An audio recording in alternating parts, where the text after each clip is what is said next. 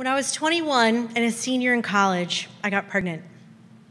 I had almost 4 years of school under my belt, and I had been dating a guy who had a really well-behaved dog. So I thought, he'll make a great dad.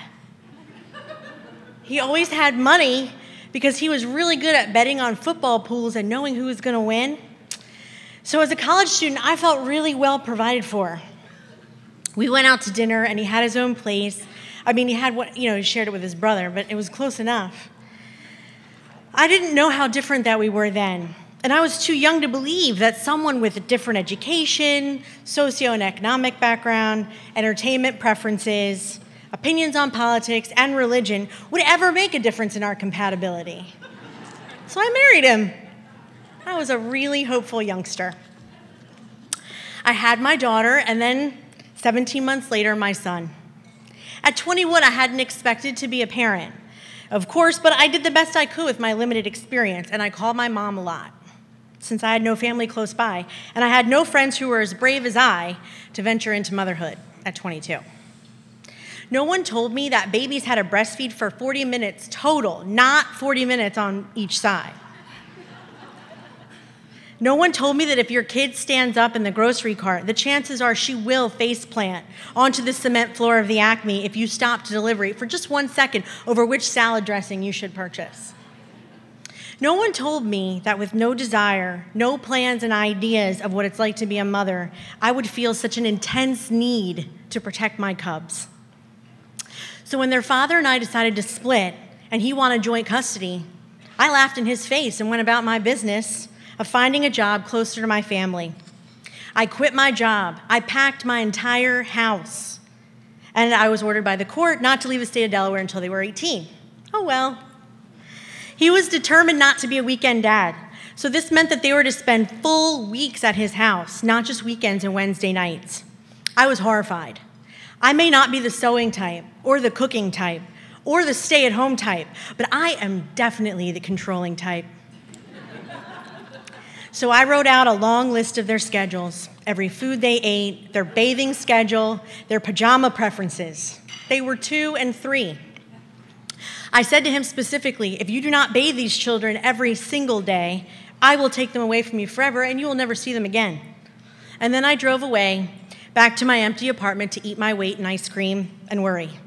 And that's what I did. What if they get sick? What if they can't sleep? What if he doesn't buy the sugar-free applesauce?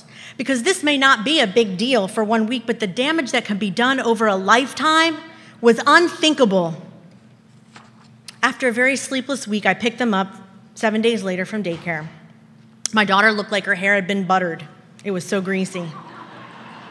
I was furious. So I called him at work. How dare you not bathe these children all week? I thought of my children going to bed every night caked in their own filth. Blood boiling. I was determined to make him feel like the dog that he was when he replied, I don't know what I did wrong. I did what you said, and I washed and I conditioned her hair every single day. And I was like, wait. You washed and conditioned her hair? Yes, with that Pantene Silky Smooth Extra Moisturizing Conditioner that you buy. Oh, I had forgotten to tell him to buy baby shampoo. So perhaps I needed to let things go a little bit. This Mother's Day marks 13 years of us being divorced, and it's never really gotten easier. Over the years, I've agonized over what I've missed while they're at their father's. He showed them Star Wars for the first time, and I didn't know I cared about that until it happened. He potty trained my son in 1 week, and I completely missed the experience of potty training a boy, which some say I'm lucky to have done, but still, I missed it. He's taken them to Disney World. Being divorced, you're robbed of every single experience they get to have without you, and while you're happy for them, you're sad for you. Being a mother is a selfless job, but being a divorced mother means you have just enough free time to hold your own pity party. My kids are in high school now, and our visitation arrangement has changed at least a dozen times. I've learned to get along with my ex despite the fact that I'm a spoiled princess, according to him, and he's a paranoid, shiftless hillbilly who believes in Bigfoot, alien invasions, and the impending overtake of Google overlords.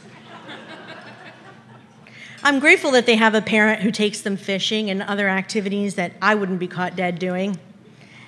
And I'm grateful that they inherited his big heart, his enthusiasm for life, his straight blonde hair, which I've always wanted, and his athletic ability, since I have none.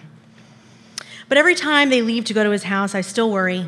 I worry that they'll be too hot or too cold when they're sleeping, that he won't remember to feed them dinner even though now they're old enough to feed themselves, that he'll yell at them even if they don't deserve it, even though when I yell at them, they always deserve it. I worry that they'll have a bad time with him. I worry that they'll have a great time with him and they'll never want to come back. Kids can be a handful, and a lot of people have said over the years that I'm lucky to have had so much free time to do the things that I want to do without kids around. And yes, I am often happy when they leave, and I'm grateful for the quiet.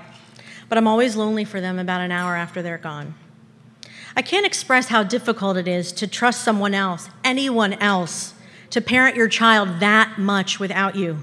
The saying, if you love someone, set them free, does not pertain to your child until they've grown into an adult.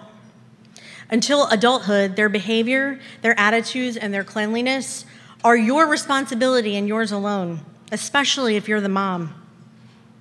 Well, at least when their attitude, behavior, and cleanliness go awry, I'll have a shiftless hillbilly to blame it on.